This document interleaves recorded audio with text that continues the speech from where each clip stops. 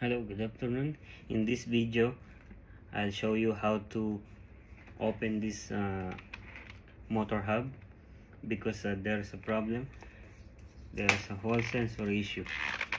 Now we have to open it and we will replace the sensor inside, but first we have to check.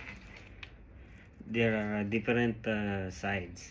This one is disk side, which we will leave it closed, but this is the side we need to open because this side has the sensor in it. So what we will do is use tools to remove the bolts.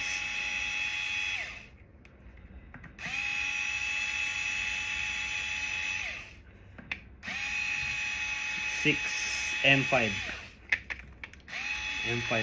bolts.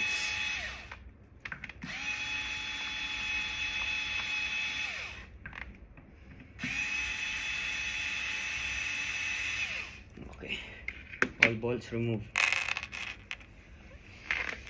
Next up is we need vice grip to hold on this one.